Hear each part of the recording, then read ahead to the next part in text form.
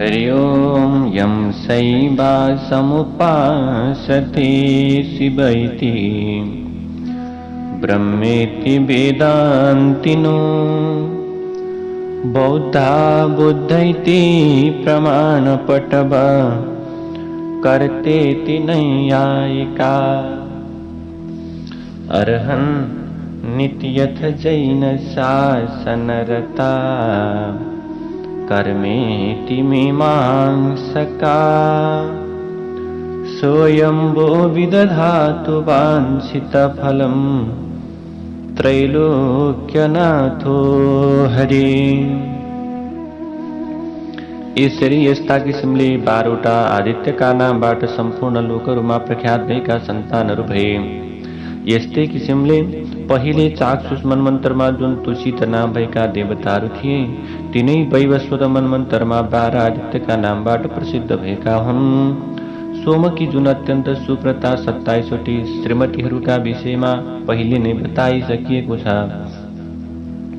ती सबै नक्षत्र योगिनीहरू हुन् र तिनीहरूका नामबाट सबै के छन् उनीहरू लोकमा प्रख्यात छन्। तिनीहरू अर्थात् अत्यन्त तेजस्विनी चन्द्रमाका पत्नीहरूबाट अनेकौं प्रतिभाले युक्त भएका सन्तानहरू जन्म भए। अरिष्ट नेमिकी पत्नीहरूबाट 16वटा छोराहरू जन्म भए। अत्यन्त विद्वान बहुपुत्रकी जुन 4वटी श्रीमतीहरू थिए उनीहरूलाई कपिला, अतिलोहिता, पिता र असिता यस्ता प्रकारका नाम भएका 4 प्रकारका विद्युतहरू भए र ती 4वटी कन्याहरू ब्रह्मर्षिहरूबाट सम्मान पाएका ऋचाहरूका अभिमानी श्रेष्ठ देवगण के भए त भने उनीहरू देवगण प्रत्यङ्गिराका छोरीहरू भए। यस्ता प्रकारले शास्त्रहरूका अधिपति देव प्रहरण नाम भएका देवताहरूलाई देवर्षि कृष्वाश्वका सन्तान भएको बताइएको छ। यस्ता प्रकारले सहस्र युगपछि मात्र यिनीहरू फेरि उत्पन्न हुन्छन्। 8 वसु, 11 रुद्र, 12वटा आदित्य, प्रजापति र वसटकारी 33 वेदोक्त देवताहरूले आफ्नो इच्छा अनुसार मात्र जन्म लिन्छन्। भनिन्छ यस लोकमा यिनीहरूको उत्पत्ति र विनाश नियमित रूपमा भइरहन्छ। उनीहरू 1000 युग बितिसकेपछि फेरि उत्पन्न भइरहन्छन्। हे मैत्रेय, जुन किसिमले यो सम्पूर्ण जगतमा सूर्यको उदाउने र अस्ताउने क्रम निरन्तर रूपमा चलिरहन्छ त्यसरी नै यी देवताहरू पनि युग युगान्तरमा आफ्ना आफ्ना स्वेच्छाका आधारमा उत्पन्न भइरहन्छन्। दितिले कश्यप ऋषिको सन्तान दुष्ट स्वभाव भएका हिरण्यकशिपु र हिरण्याक्ष नाम भएका 2 सन्तानलाई जन्म दिइन्। तथा दिति र कश्यपको समागमबाट सिंहिका नाम भएकी एउटी कन्या पनि उत्पन्न भएकी थिइन् जसको विवाह विप्रचित्तिसँग भएको हो। अनि हिरण्यकशिपुका 4 छोराहरू भए। उनीहरूको नाम र स्वभावका विषयमा पनि म हजुरलाई बताउने छु। तिनीहरू अत्यन्त तेजस्वी र महापराक्रमी अनुल्लाद, लाद, बुद्धि र विवेकले सम्पन्न भएका प्रह्लाद र संहार यस्ता प्रकारले के भए नाम भएका थिए जसले दानवहरूको वंशलाई अगाडि बढाए। तिनीहरूमध्ये प्रह्लाद सबैमा समभाव राख्दथे। इन्द्रियहरूलाई पूर्ण रूपमा आफ्नो वशमा राख्न सफल भएका थिए जसले जनार्दन भगवान श्री विष्णुको भक्तिका विषयमा वर्णन गरेका थिए जसलाई दैत्यराज हिरण्यकशिपुले अत्यन्त यातना दिएका थिए। उनको सम्पूर्ण शरीरमा फैलिएको अग्निले उनलाई जलाउन सकेन किनकि हृदयमा परब्रह्म परमात्मा भगवान श्री विष्णु विराजमान हुनुभएको थियो। जुन महाबुद्धिमान तथा परमात्मा श्री विष्णुका भक्त डोरीले बाँधिएर समुद्रका जलमा अवस्थित भएका अवस्थामा यताउता यस्ता प्रकारले हल्लिँदा सम्पूर्ण पृथ्वी काँप्न थाल्यो। सम्पूर्ण पृथ्वी कम्पायमान हुन थाल्यो। जसको शरीर पर्वतका समान अत्यन्त कठोर, सम्पूर्ण शरीरको रोमरोमबाट परमात्माको चिन्तन गरिएका कारणले दैत्यराजद्वारा चलाइएका अस्त्र शस्त्रहरूले कुनै पनि प्रकारको असर गरिन। दैत्यराजहरूद्वारा अभिप्रेरित भएका विषरूपी अग्निका माध्यमद्वारा अत्यन्त प्रज्वलित भएका सर्पराज पनि ती महातेजस्वी प्रह्लादको के भयो त भने अन्त गराउने कार्यमा सफल हुन सकेनन्। जसले भगवान श्री विष्णुको स्मरण रूपी कवचलाई धारण गरेको हुनाले र नित्य निरन्तर पुरुषोत्तम भगवानको स्मरण गरिरहनाका कारणले ढुङ्गाहरूले थिचेर मार्ने प्रयास गर्दा पनि आफ्नो प्राण त्याग गर्न सकेनन्। त्याग भएन।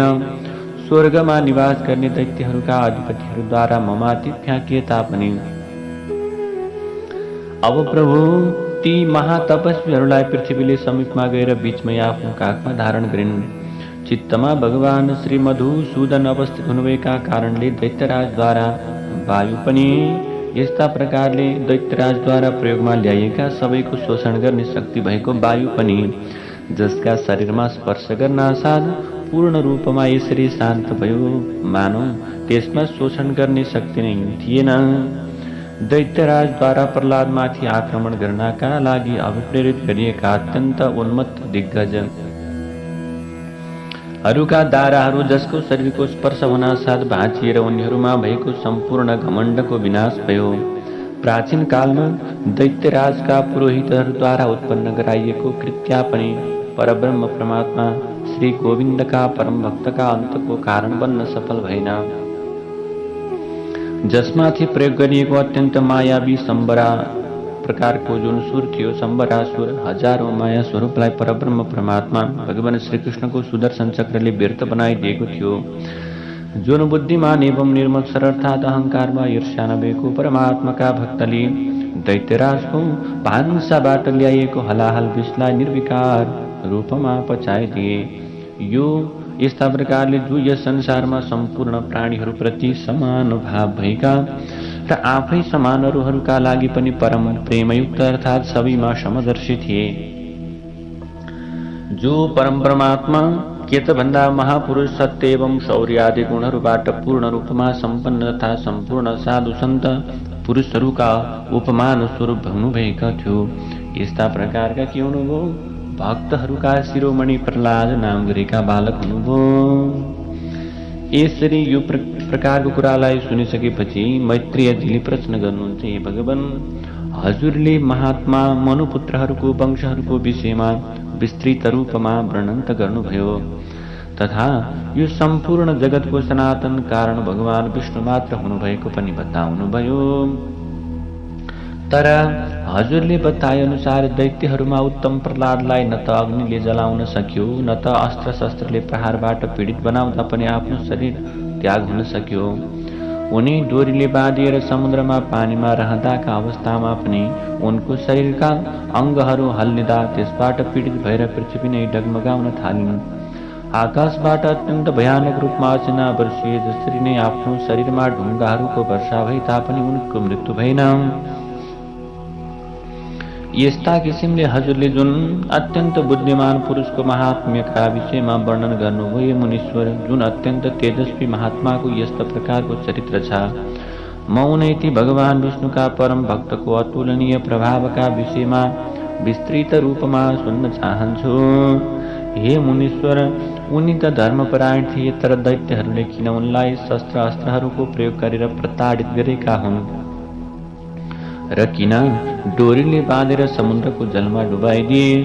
तिनीहरूले किन उनलाई पर्वतहरूद्वारा थिचे?